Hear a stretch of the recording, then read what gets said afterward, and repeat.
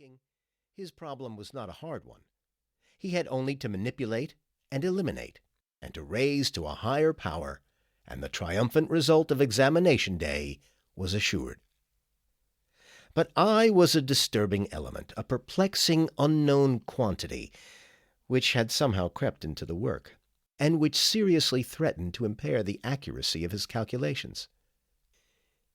It was a touching sight to behold the venerable mathematician, as he pleaded with me not so utterly to disregard precedent in the use of cotangents, or, as he urged, with eyes almost tearful, that ordinates were dangerous things to trifle with. All in vain. More theorems went on to my cuff than into my head. Never did chalk do so much work to so little purpose. And therefore it came that furnace second was reduced to 0 in Professor Surd's estimation. He looked upon me with all the horror with which an unalgebraic nature could inspire. I have seen the professor walk around an entire square rather than meet the man who had no mathematics in his soul. For furnace second, there were no invitations to Professor Surd's house. 70 of the class supped in delegations around the periphery of the professor's tea table.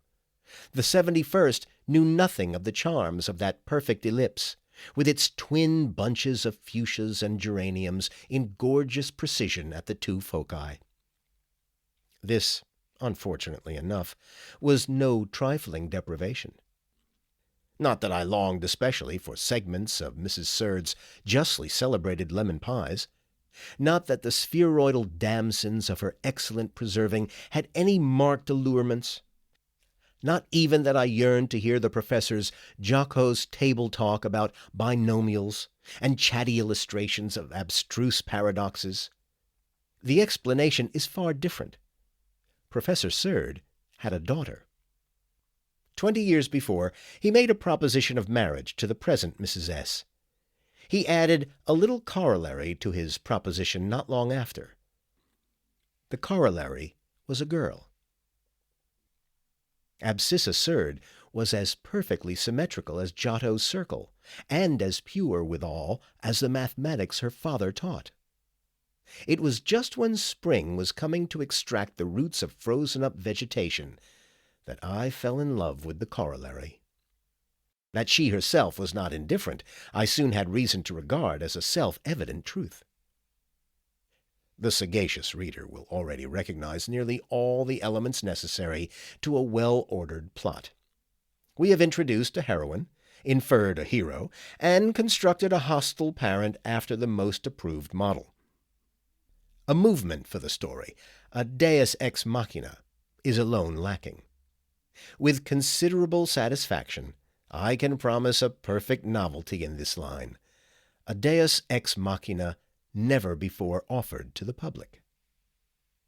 It would be discounting ordinary intelligence to say that I sought with unwearying assiduity to figure my way into the stern father's goodwill. That never did dullard apply himself to mathematics more patiently than I. That never did faithfulness achieve such meager reward. Then I engaged a private tutor. His instructions met with no better success. My tutor's name was Jean-Marie Rivarol.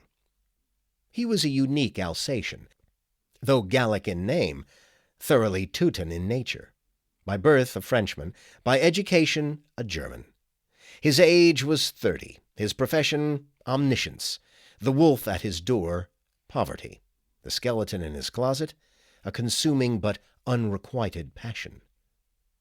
The most recondite principles of practical science were his toys.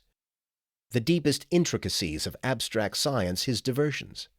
Problems which were foreordained mysteries to me were to him as clear as Tahoe water.